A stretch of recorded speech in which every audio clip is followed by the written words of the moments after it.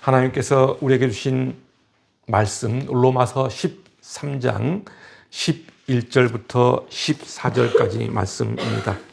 제가 읽어드리겠습니다. 또한 너희가 이 시기를 알거니와 자다가 깰 때가 벌써 되었으니 이는 이제 우리의 구원이 처음 믿을 때보다 가까웠음이라. 밤이 깊고 낮이 가까웠으니 그러므로 우리가 어둠의 일을 벗고 빛의 갑옷을 입자. 낮에와 같이 단정히 행하고 방탕하거나 술 취하지 말며 음란하거나 호색하지 말며 다투거나 시기하지 말고 오직 주 예수 그리스도로 옷 입고 정욕을 위하여 육신의 일을 도모하지 말라. 아멘. 나이가 먹을수록 사람은 변하기가 어렵다고 말들을 합니다. 그래서 사람이 변하면은 그것은 죽을 때가 되었다는 말이 있는가 봅니다. 왜 이런 말이 나왔을까요? 사람의 본성이 웬만해서는 변하지 않는 존재이기 때문에 그런 것 같습니다. 그런데 방탕한 인생을 살던 사람이 어느 날 갑자기 변화돼서 새로운 인생을 살게 된 경우도 있습니다. 오랜 세월 어머니의 기도로 변화된 사람입니다. 바로 돌아온 탕자로 유명한 성 어거스틴 이야기입니다. 그는 젊었을 때 육체적 욕망에 사로잡혀서 쾌락에 흠뻑 빠져 살았던 사람입니다. 그는 자신의 그러한 삶이 얼마나 죄악된 것인지도 몰랐습니다. 어느 날 길을 가던 도중에 길 모퉁이에서 흥겹게 콧노래를 부르는 거지의 모습을 보게 됩니다. 아무것도 없고 즐거울 것도 없어 보이는 그 거지가 콧노래를 부르며 즐겁게 지내는 그 모습을 보는 순간 어거스틴은 뒤통수를 맞은 것처럼 머리가 혼란스러워집니다. 그리고 자신이 지금까지 추구하던 세속적 쾌락이 얼마나 수치스럽고 허무한지를 깨닫게 됩니다. 허탈과 허무감으로 깊은 생각에 빠져 정원을 거닐 때 갑자기 한 음성이 들려옵니다. 집어서 읽어라. 하늘로부터 들리는 이러한 음성을 듣고 그는 성경을 곧바로 펴들고 눈에 띄는 곳을 읽었습니다. 바로 그 성경 구절이 오늘 우리가 읽은 본문 13절과 14절입니다. 오늘 본문은 성 어거스틴이 회심하게 된 구절로 유명한 성경 구절입니다. 13절과 14절을 다시 읽어보겠습니다. 낮에와 같이 단정히 행하고 방탕하거나 술 취하지 말며 음란하거나 호색하지 말며 다투거나 시기하지 말고 오직 주 예수 그리스도로 옷 입고 정욕을 위하여 육신의 일을 도모하지 말라. 당시 어거스틴은 방탕함과 술 취함과 호색과 이방 종교에 깊이 빠져 있었습니다. 그런데 이 말씀이 어거스틴의 폐부를 깊이 찌르며 박혀 들어갔습니다. 그러면서 광명한 빛이 비추기 시작했습니다.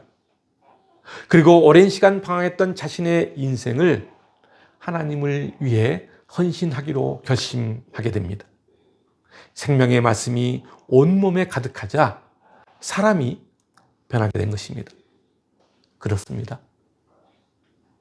하나님의 말씀, 그 생명의 말씀이 그 사람의 영혼에 깊이 살아 움직이면은 사람은 변하고 바뀝니다. 그 전에 추구했던 세상적인 것들이 헛되게 보이고 탐욕의 눈이었던 자신의 삶이 수치스럽게 느껴집니다. 오늘 본문은 예수 그리스도를 나의 구주로 믿고 살아가는 사람들이 먼저 알아야 할 것들이 있다고 11절에서는 말하고 있습니다. 제가 보겠습니다. 또한 너희가 이 시기를 알거니와 자다가 깰 때가 벌써 되었으니 이는 이제 우리의 구원이 처음 믿을 때보다 가까웠습니다. 이 시기를 알아야 한다는 것입니다. 사람들은 지금 무엇을 위해 살아야 하는지, 삶의 목적을 잃어버리고 살아가는 사람들이 지금 이 땅에는 너무나 많습니다. 사람들이 사는 목적이 무엇일까요? 왜 살아갈까요? 궁극적으로는 행복한 삶을 살기 위해서 살아갑니다. 그런데 정작 자신의 삶을 들여다보면 행복은 온데간데 없고 불안, 초조, 두려움에 쌓여 살아가고 있는 자신을 발견합니다. 행복을 위해 노력하며 살지만은 행복을 위해 열심히 살아왔는데 정작 자신의 인생을 들여다보니까 행복이 없는 것을 발견한 것입니다. 기쁨도 없습니다. 그래서 삶의 의미를 찾지 못해 더욱더 세상 것에 빠지거나 또는 쾌락에 빠져 살아갑니다. 자신의 공허한 마음을 달래려고 돈이나 권력 또는 세상이 주는 그 무언가로 자신을 채우려고 합니다. 그러나 아무런 소용이 없습니다. 내가 왜 사는지, 무엇을 위해 사는지 갈피를 못 잡고 사는 사람들이 이 땅에는 점점 늘어나고 있습니다. 그래서 그런지 우울증에 빠진 사람들이 증가하고 있다는 통계도 있습니다. 최근에 보험심사평가원에서 조사한 바에 의하면 최근 5년 사이에 한국의 우울증 환자는 36.1%나 증가했다고 합니다. 그 원인은 바로 미래에 대한 불확실성이라고 합니다. 왜 이런 마음이 들까요? 그 이유는 영적 생명, 영적 건강함을 돌보지 않았기 때문입니다. 우리의 영혼이 세상의 성공과 세상의 쾌락에 빠져 있기 때문입니다. 한마디로 사단의 유혹에 빠져 우리의 영혼이 세상 것에만 관심을 갖게 된 것이 중요한 원인입니다. 요한복음 10장 10절은 이렇게 말하고 있습니다. 도둑이 오는 것은 도둑질하고 죽이고 멸망시키려는 것뿐이요. 그렇습니다. 세상의 성공과 쾌락은 우리의 심령을 도둑질하고 멸망시키려고 합니다.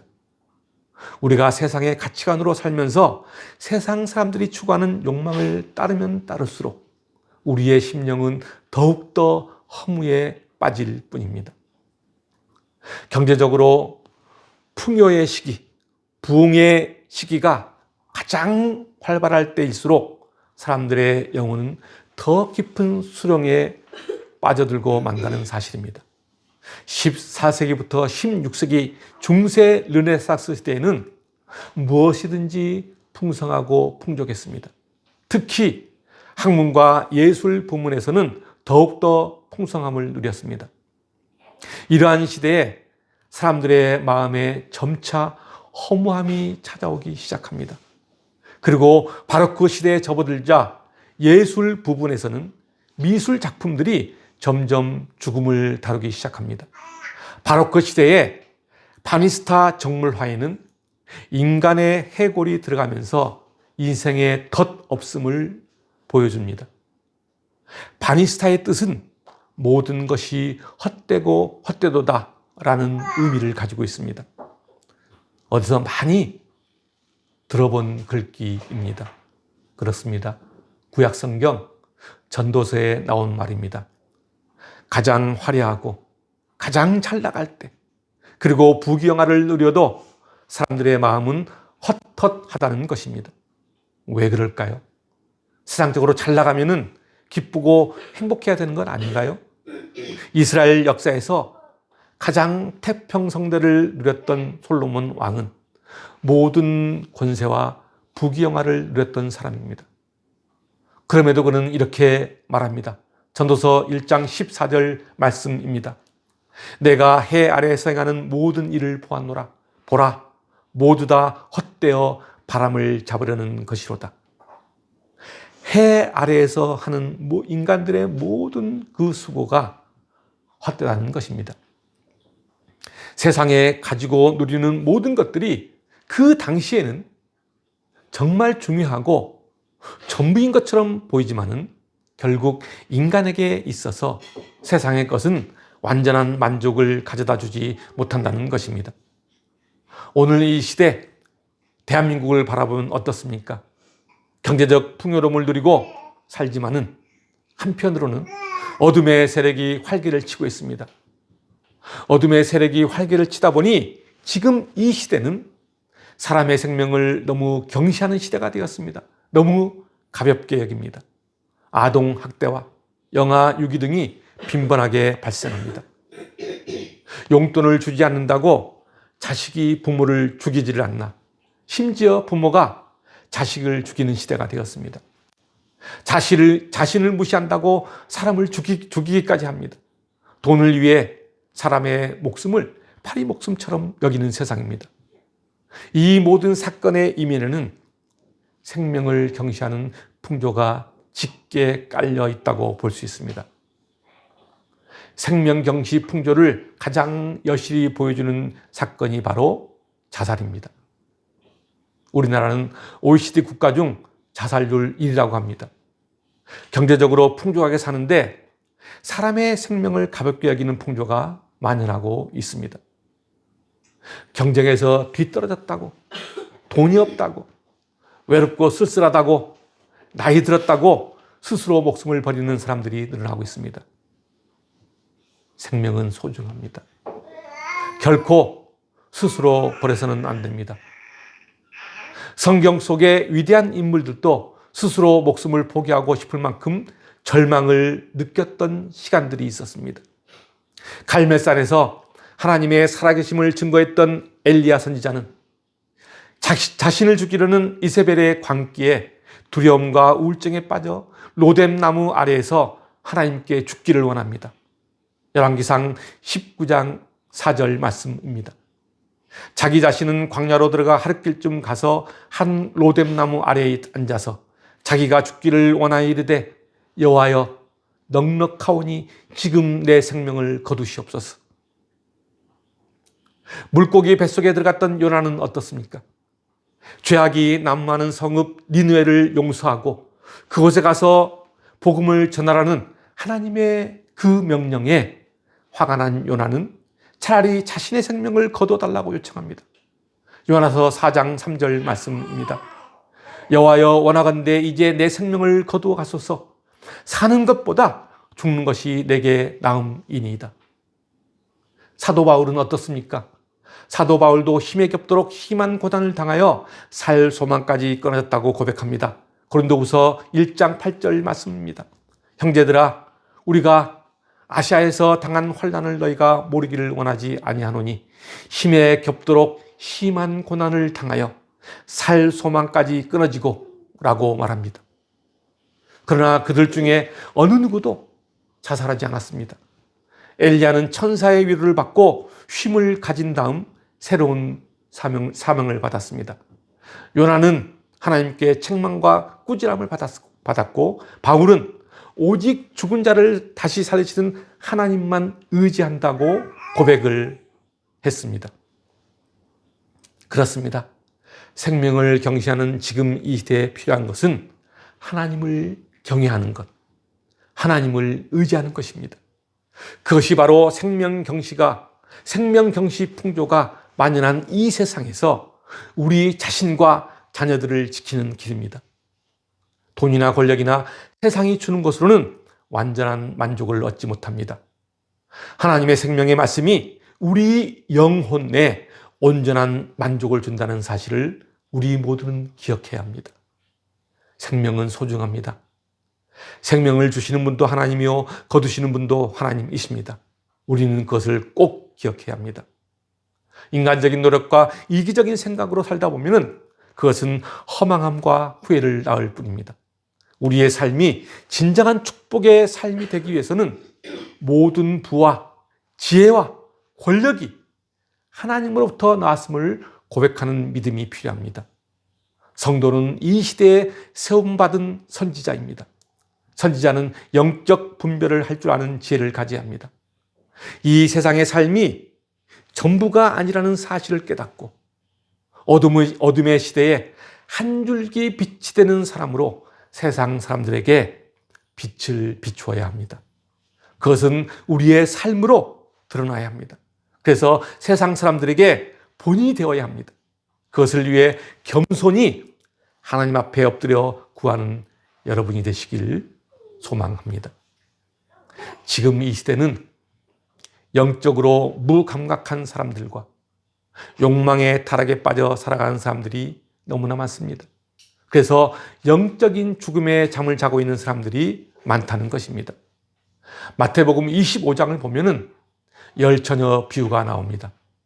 지혜로운 5처녀는 여유분의 기름을 준비해서 더디오는 신랑을 맞이하여 혼인잔치에 참여할 수 있었습니다. 그런데 반면에 미련한 5처녀는 여유분의 기름을 준비하지 못해 더디오는 신랑을 맞이하지 못하고 결국 혼인잔치에 참여하지 못합니다. 분명 모두는 신랑이 온다는 사실을 알았습니다. 그럼에도 준비하지 못한 미련한 처녀는 영적인 게으름과 영적인 무감각으로 혼인잔치에 참여하지 못합니다. 지금 우리는 영적인 잠에서 깨어나야 합니다. 잘 때가 아닙니다. 잠에서 깨야 합니다. 영적인 잠은 우리의 삶을 부패하게 만듭니다. 더 나아가 영적인 잠은 우리로 하여금 무기력하게 만들고 우울하게 만들 뿐입니다. 오늘 본문 11절 후반부를 보면은 이렇게 말하고 있습니다. 우리의 구원이 처음 믿을 때보다 가까웠다. 구원의 때, 구원의 날이 가까워졌음을 의미합니다. 그러므로 우리는 이제 자다가 깰 때가 되었습니다.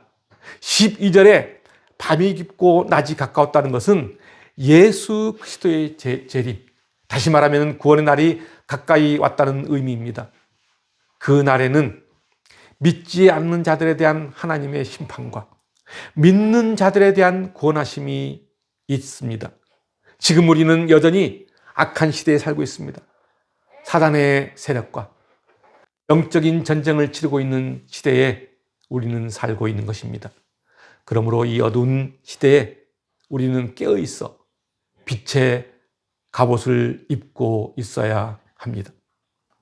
구원의 시기는 그 어느 누구도 알지 못하지만 분명 우리에게 요구되는 것은 죄의 세력에 대한 전투적인 삶을 사는 것이 필요하다는 것입니다. 그래서 오늘 본문 12절 말씀처럼 이제 우리가 어둠의 일을 벗고 빛의 갑옷을 입어야 한다는 것입니다. 밤이 깊을수록 어둠은 짙어지고 새벽은 가까워 오듯이 세상이 더욱 악해질수록 하나님의 나라는 점점 가까우고 있다는 사실입니다. 그러므로 주를 믿는 성도는 세상 사람들과 같이 방탕과 술 취함과 호색을 버리고 싸움과 시기하지 말아야 합니다. 어두운 세상에서 빛의 사명을 다하는 여러분이 되시길 바랍니다.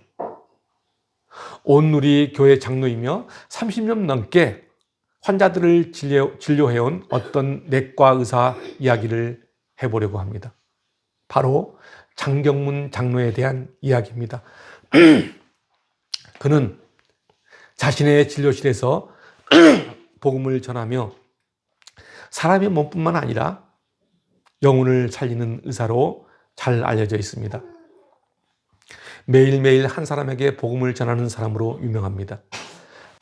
자신의 병원에 과음으로 인해 위와 간이 나빠진 환자가 찾아오면 이렇게 말한다고 합니다. 아이들이 장난감을 갖고 놀다가 새로 선물 받은 장난감이 너무나 좋으면 아끼던 장난감을 버려버리고 새로 받은 장난감만 갖고 노는 것 알지요? 선생님도 교회에 나가 예수님 믿게 되면은 선생님도 모르게 술, 담배를 끊을 수 있습니다. 라고 하면서 복음을 전한다고 합니다.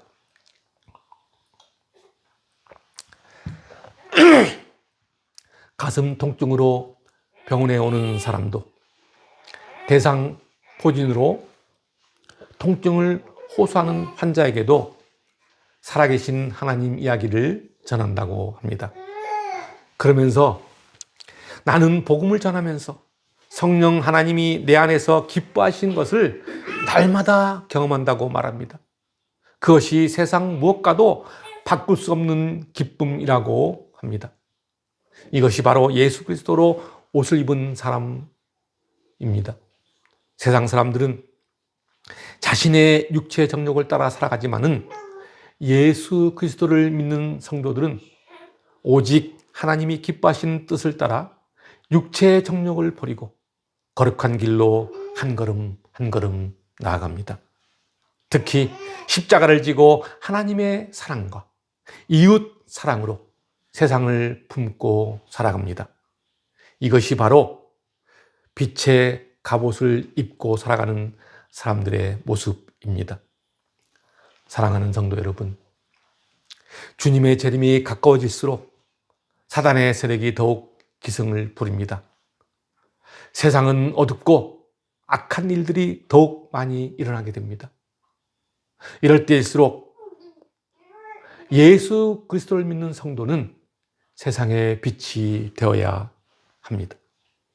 말세를 살아가는 우리에게 더욱 필요한 것은 예수 그리스도로 옷 입고 빛의 자녀로 살아야 합니다. 지금 우리는 영적 전쟁을 치르고 있습니다. 세상의 유혹과 육신의 정욕이 우리를 유혹하고 있습니다. 그러나 이러한 유혹을 뿌리치는 길은 오직 예수 그리스도라는 믿음의 방패, 구원의 투구, 성령의 검을 가지는 것입니다. 그리고 말씀의 검으로, 생명의 검으로 죄의 근원을 단칼에 자를 수 있어야 합니다. 이것이 종말의 시대를 사는 성도들이 가져야 할 자세입니다. 사랑하는 성도 여러분, 여러분 모두가 생명의 검인 말씀으로 무장하여 세상의 유혹을 이기고 빛의 자녀로 사는 아름다운 성도가 되시길 주님의 이름으로 축원합니다. 기도하겠습니다.